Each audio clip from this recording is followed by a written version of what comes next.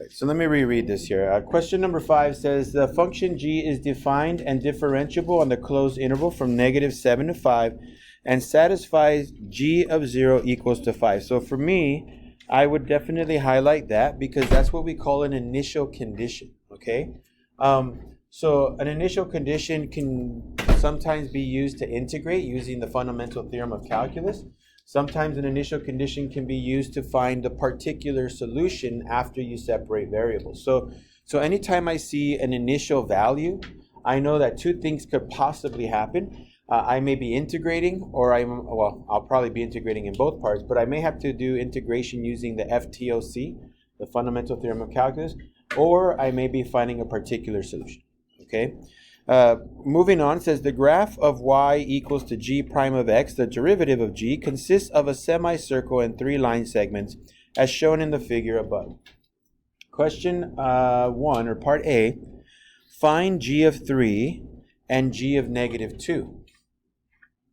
Now notice, g of 3 is not 3, okay? It's not up there because that's g prime.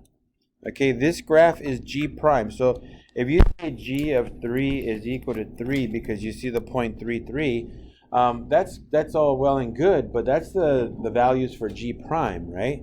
Not g. So this graph is g prime of x. So how do I find g of 3? Well, they told me I have g of 0, and they want me to find g of 3. So a nice little trick that you can do when you're given an initial condition and you have to find an unknown value is, let me write this down really quick. Part A, the integral from 0 to 3 of g prime of x dx, according to basic fundamental theorem of calculus, is g of 3 minus g of 0. Okay? So they want me to find g of 3, so let me add g of 0 to the other side. Now I'm going to kind of flip it all around because I like writing my thing that I'm solving for first. So it's going to be g of 0 plus the integral from 0 to 3 of g prime of x dx. Well, I know what g of 0 is, right? They said g of 0 is 5. You can see right there it's highlighted. So that's 5 plus, but now how do I integrate g prime of x from 0 to 3? How do I do that? Because they didn't give me a formula, right? So how do I figure out g prime of 3 from 0 to 3 in terms of an integration? The nice thing about integration is that we didn't learn a lot about it, right? We learned one trick, use substitution, and we learned what else it can give me besides integration. What else does integration mean? Area, right? It means area. So could I figure out the area from 0 to 3? So in other words, I could, to kind of go to what you said, this is possible for me to figure out, right? I know the area to a circle, so I can definitely figure out the area to a quarter circle. And I can definitely figure out the area to a triangle. So if I add those two areas together, isn't that the integral from 0 to 3? Right? Finding area underneath curves. That's what integration is. So what is the area of the semicircle? Well, that's going to, sorry, not semicircle, quarter circle. That's 1/4 pi r, what's my radius? 2, right? Squared. So that's 4 times 1/4 is 1. So that means that this area is pi. All right. What's the area of that triangle? Well, it's 1/2 base times height. What's the base? 1. What's the height? 3. So it's 3/2. So that's going to be my area, pi plus 3/2 of that information. So let me go ahead and come back over here.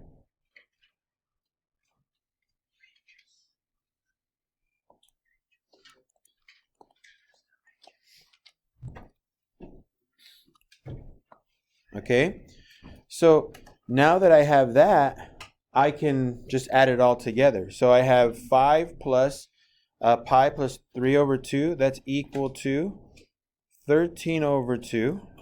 Because 5 plus 3 halves, that's 10 over 2 plus 3 over 2. That's 13 over 2 plus pi. And there's that part. Now notice we still have to do one more, right? We got to find, what was it, g of negative 2. Are we okay with that one? Yes. So you use the initial condition to figure out g of 0, which not much to figure out, just kind of plug it in. By the way, you could also write those big g's that I put right there, g of 3, g of 0, as lowercase g's if you want to. It doesn't really matter, but sometimes in AP tests they change the notation. It doesn't make a difference, okay, just so you know. So now let's find g of negative 2. So to find g of negative 2, I'm going to integrate from negative 2 to 0. Okay? So I'm going to integrate from negative 2 to 0.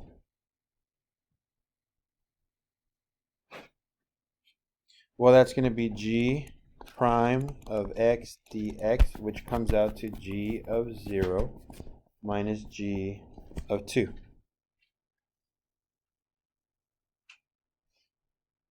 Now I got to find out, I'm sorry, not g of 2, g of negative 2.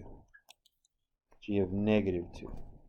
So I got to find out g of negative 2. So I'm going to move g of negative 2 to the left, and then I'm going to subtract that whole integral to the right side, okay? So this is going to look like this. G of negative 2 is equal to g of 0 minus the integral of negative 2 to 0 of g prime of x dx. I know that g of 0 is 5. What's the integral from negative 2 to 0 for g prime of x? So let's kind of go back. Okay. Negative 2 to 0. What was that? Pi, right? Because it's basically the other side of that semicircle, right? So it's pi. So my answer is just going to be 5 minus pi.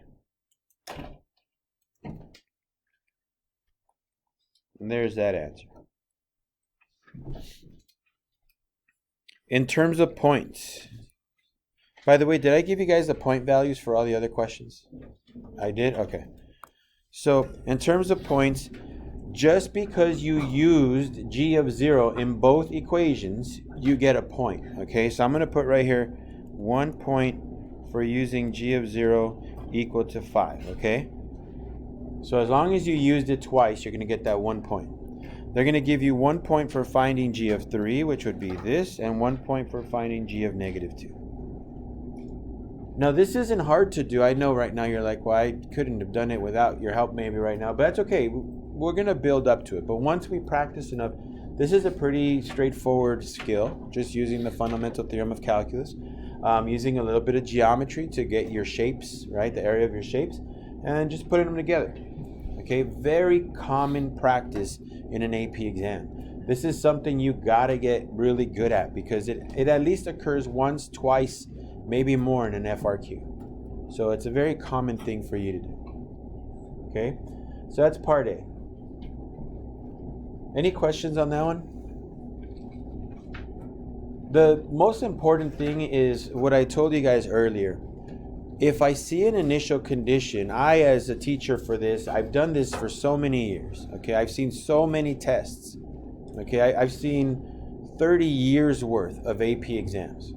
Okay, anytime they give me initial conditions, my brain automatically says, you might be doing separation of variables to find a particular solution, or you're probably going to have to use the fundamental theorem of calculus. Now, I could be wrong. Maybe it's none of those. But there's a high percentage that one of those two things is going to happen. Or maybe both. Okay? And the way I know that is because I've done this enough times. This is why I tell you guys got to practice.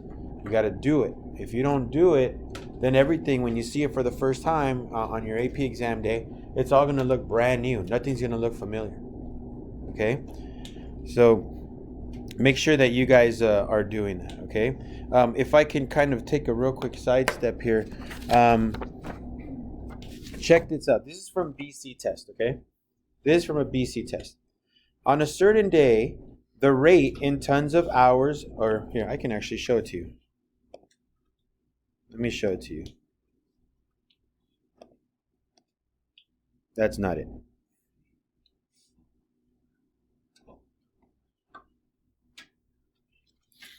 Tell me this doesn't look familiar. Okay, on a certain workday, the rate in tons per hour in which unprocessed gravel arrives to a processing plant is modeled by G of T. So G of T is a rate, where T is measured in hours from 0 to 8. At the beginning of the workday, there are 500 tons of unprocessed gravel. During the hours of operation from 0 to 8, the plant processes gravel at a certain rate of 100 tons per hour. We just did a problem like this. We literally just did a problem like this. But what was the story behind it? The amusement park, right? There was 700 people to begin. Well, here there's 500 tons, right? And there was a formula of how many people showed up. Well, look, right here, gravel shows up at G of T. And then the roller coaster or whatever can process 800 people per hour. Here it processes 100 tons per hour. It's the same question. It's a different story. Okay? This is why I tell you guys, you got to practice the tests because it's all the same. Every question is identical to the one from last year. There might be some little tweaks here and there that are different, but overall, you master these tests, by practicing them, everything's going to look familiar.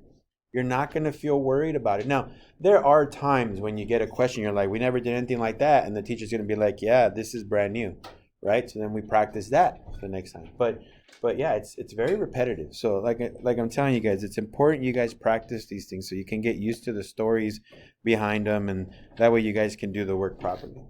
So, all right, let's get back to what we were doing here. Sorry about that, but I just thought it's kind of important for you guys to see that. All right, so find the x-coordinate of each point of inflection of the graph of y equal to g of x on the interval from -7 to 5. Explain your reasoning. Find the point of inflection. I'm going to pause this real quick.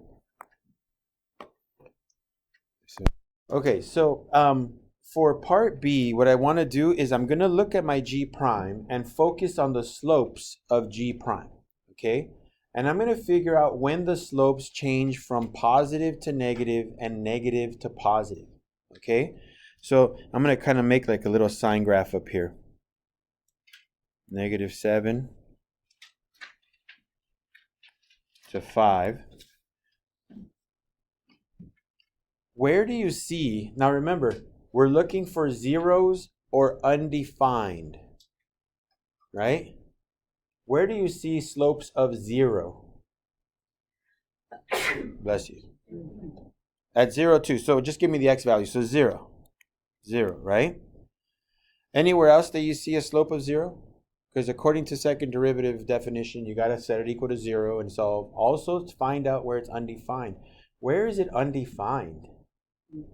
At 3. Why at 3? It's a cusp. Anywhere else? See any more sharp edges? -2, 0. So right here, -2. Anywhere else? I see one more. At 2. All right. So -2, 0, 2, and 3. These are candidates. Okay? Now let's look at the slopes.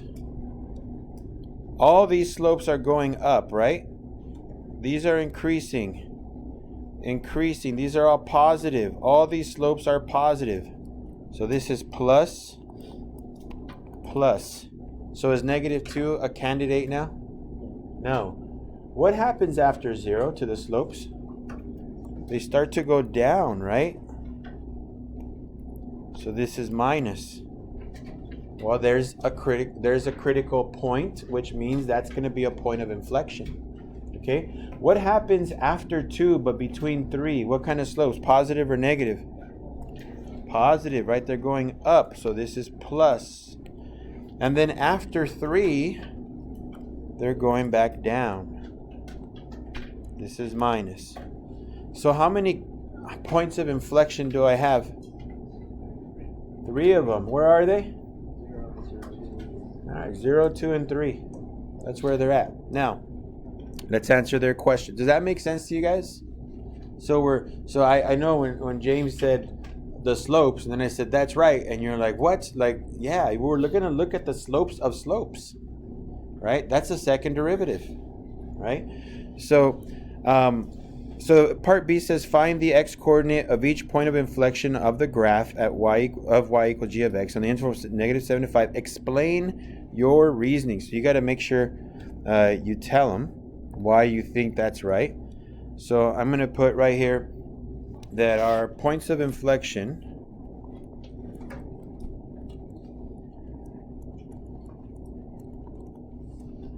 occur at x equal to, I guess I can make it as a set. We said 0, 2, and 3, right? 0, 2, and 3. Notice I don't have to give them the actual point. I just got to give them the x value they said. Okay? Explain your reasoning. Well, let's go back to look at my sine graph. At 0, it goes from positive to negative. At 2, it goes negative to positive. And at 3, it goes positive to negative. So I can group up 0 and 3 in the same part of my sentence. They both do the same thing.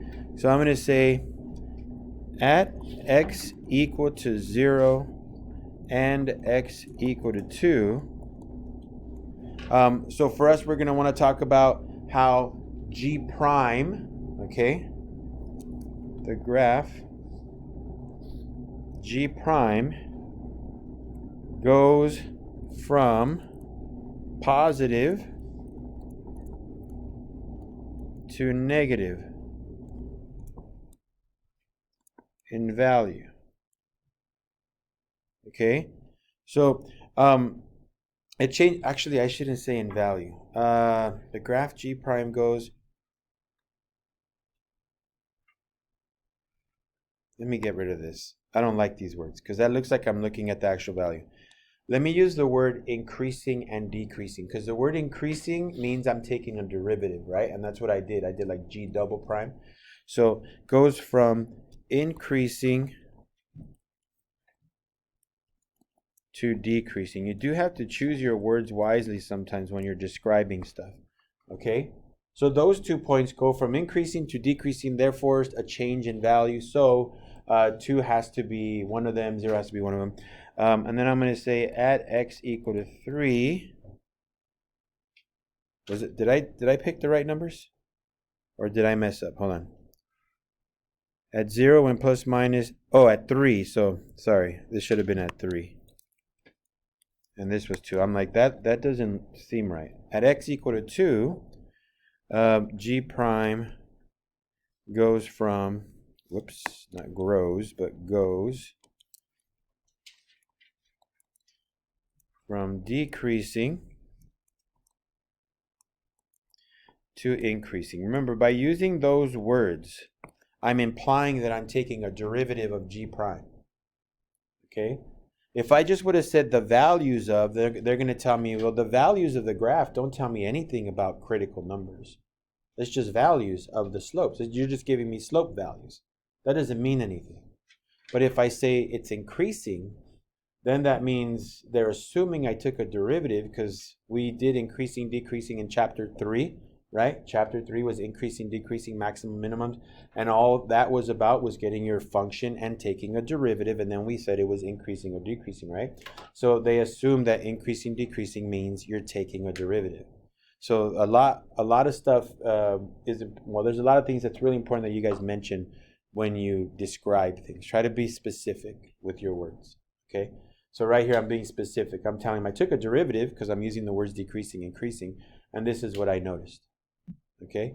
I don't have to tell them what the values are. I just got to tell them, hey, there's a change in sign. According to the definitions in the book, changes in sign are basically important points, right? Critical points. And since it's the second derivative, then I'm going to call them points of inflection. Does that make sense? Any questions on that? You can read through it, look at it, right? Try to see if you can do it on your own. If not, ask, okay? Last part. The function h is defined by h of x equal to g of x minus half x squared. Find the x coordinate of each critical point of h. Now, what does that mean to find the critical point of h? Just h? I do like what you said, but not h. Well, h of x, yes, but not h of x, though. Fine. The critical point of h. When can I call something a critical point? What must I do to it? I got to take a derivative, right? So h prime of x has to be 0, right? So that's one of the things I'm looking for. If I just set h of x equal to 0, I'm just finding when that equation equals 0, but it's not a critical point, right? So it says find the x coordinate of each critical point of h, where negative 7 to 5 is where x lies, and classify each critical point as the location of a relative minimum, relative maximum, or neither a minimum nor a maximum. Explain your reasoning. So in other words, find the critical points of h and then figure out if they're maxes or mins or none. Okay? So, all right, let me write down this part here. H of x is it g of x? Yeah, g of x minus half x squared. Okay? So if I want to take a derivative of this, h prime of x, what's h prime of x?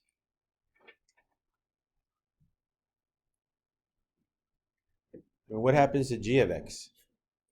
It just becomes g prime of x, right? I don't know what g of x is, but whatever it is, I'm going to take its derivative. Well, since I don't know what it is, I'm just going to write g prime of x. I don't know what it is. Well, I do know what it is. It's that graph, right?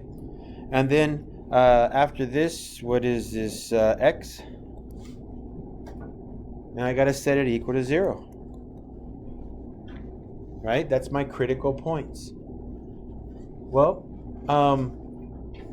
g prime of x minus x equal to 0 implies that all I got to figure out is when is my g prime of x equal to x? I know that sounds really weird. When is g prime of x equal to x? So I'm going to go back to my graph right now. Okay? But are we okay with the way we figured this out so far? Let's go back to the graph. Let's clean this up. I didn't mark everything, sorry. This is g prime of x, right? Let's draw x. You guys know what the graph y equals x looks like, right? Linear function. So here we go. It should pass at 1, 1, 2, 2, and 3, 3.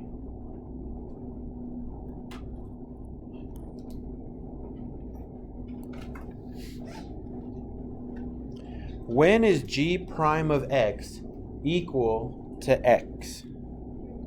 At 3. That's the most obvious point. So one of the answers is x equal to 3. What's this? It's not 1, 1. Right? Huh? So we're going to have to use a little bit of our Algebra 2 knowledge. Give me a formula for that shape, not the red line, the semicircle. Well, forget semicircle. Give me a formula for the circle that would look like that. Right? Like there's obviously going to be a bottom part to it, right? I'm pretty impressed by that. I was freehanding. I was just, someone take a picture of it. I'll put it on my wall. No, but what's the formula for that? Well, what's your basic formula for a circle? All right. Well, the most general.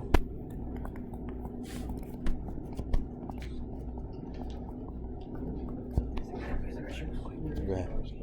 You guys remember this, right? This is the most general one because this allows your center to be anywhere. HK is your center. Well, where's my center? So then this becomes, now you probably know that one. No? Okay, well then I'm getting worried. But now you know. Okay, what's R? Well, my radius, but I mean like literally what's R? 2, right? So x squared plus y squared equals 4. I need to figure out the formula for this thing. So if I solve for y, I get y equal to plus or minus the square root of 4 minus x squared. Which one is it? Plus or minus? That's the positive one, right? Because that's the one that's on the positive side, right? It's going up. The negative would do the bottom part. Okay? So, the positive. Okay? So all I have to do is figure out when does this formula, square root of 4 minus x squared, equal to what? I think I heard you say, yeah, I think I heard you say it earlier. I just wanted to draw this out. When these two things collide, right? So when does that formula right here, radical 4 minus x squared, equal to x, right? When are they the same? So let's go ahead and do that.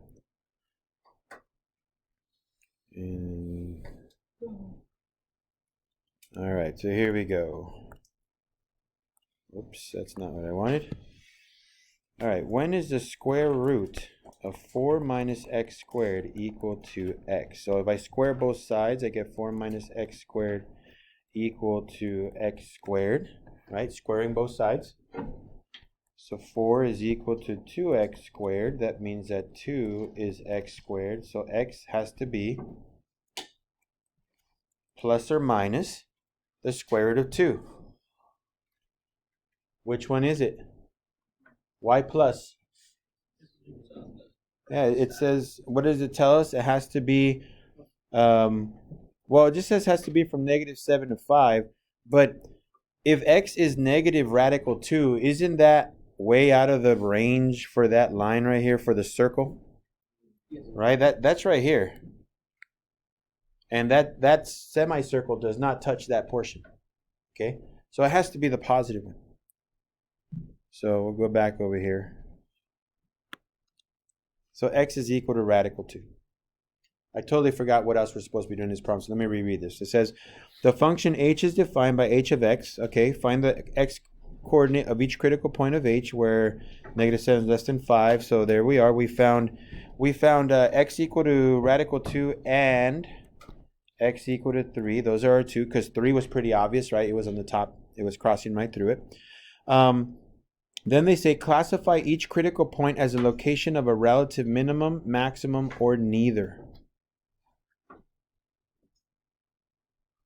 Okay, so relative minimum, maximum, or neither. Let's go back to the graph.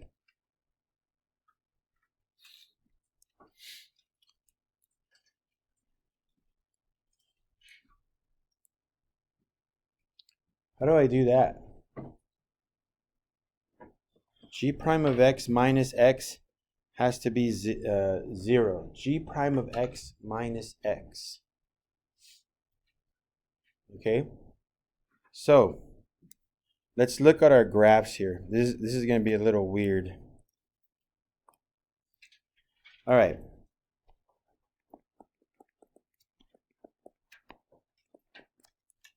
G prime of x minus x equals 0. G prime of x is that pre-drawn graph. The x is the red line. Okay? If I were to subtract them, g prime of x minus x right here. Is my answer going to be positive or negative? Positive, right? Because g prime of x is above x.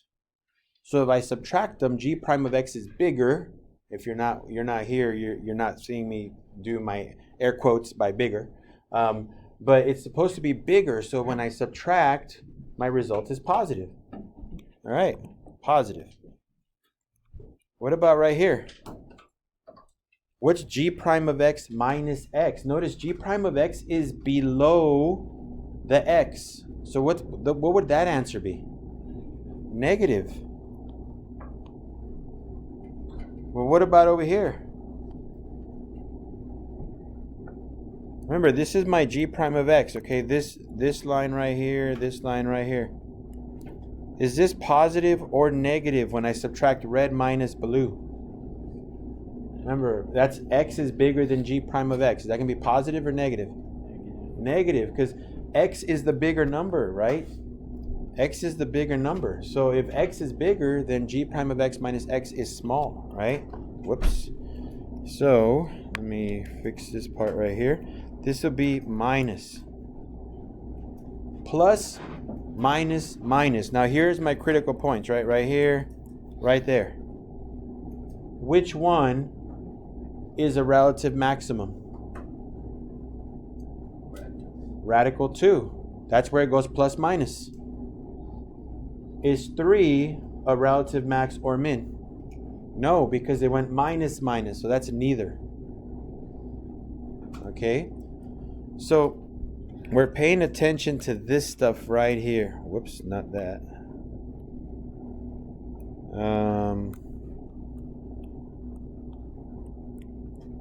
Okay, my critical numbers are right here. Like right here, right at this line.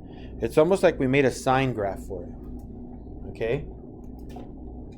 So I had to look at the pictures and theoretically say, well, this graph, g prime of x, is above x.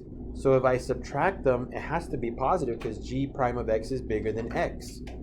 But then when it switches over, when x is up here and g prime of x is below it, and you subtract them, that means x is bigger. G prime of x is smaller, so small minus big is negative, right? Big minus small is positive. I don't know what the values are, but theoretically that's going to be a truth, right? So I can do these little sine graphs based on my pictures, okay? So, all right, your job now is to write that out, okay? Write that out. So here we go. So we found out the two places. So they said find the x coordinate of each critical point of h. So that's right here.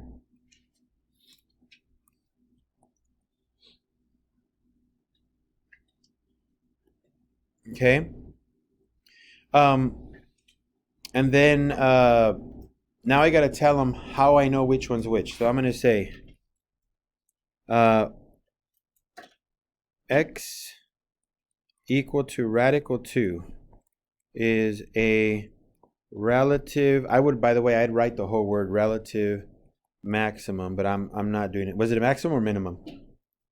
It was plus minus, right? Yeah, it was plus minus minus, so that's a maximum. So x equal to radical 2 is a relative maximum as from 0 to 2, no, 0 to radical 2,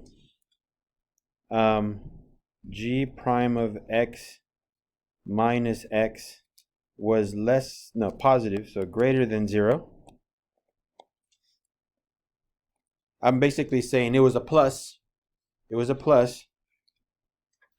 And from radical 2 less than x, where did it stop? It was at up to 3. G prime of x minus x is less than 0. So basically I said it was plus and then it was minus. Okay, it was plus and then a minus. So it went up and down. So relative maximum. Okay? And now I got to tell them about x equal to 3. So x equal to 3 is neither a maximum nor a minimum. Remember, it's either or neither nor, or neither nor, whatever. So make sure you write that properly. I don't think they're going to hit you for that, but in English they will. X equal 3 is neither a max nor a min, since from, so we're going to start with radical 2. So radical 2 less than x less than 3, g prime of x minus x was negative, and from 3 to 5, the end of the graph, g prime of x minus x was still negative. And you can put right here like no change in sign, just to be a little more like specific.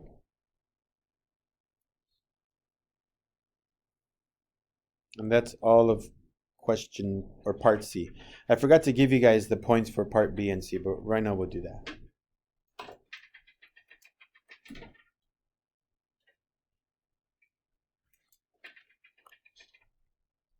Let me give you the point values for that, and then I'll come back and I'll leave it here. So for part B, they were going to give you 1 point for identifying 0, 2, and 3. So right here. When I said 0, 2, and 3 are my points of inflection, I got 1 point. And they were going to give me 1 point for the explanation. Okay, the whole explanation. For part C, 4 points were available. The first point was taking the derivative of h of x. So h prime of x equal to g prime of x minus x.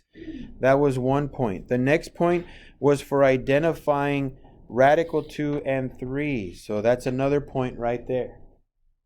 Okay? And then the next 2 points are the analysis for each value. So you would get a point for this one and a point for this one.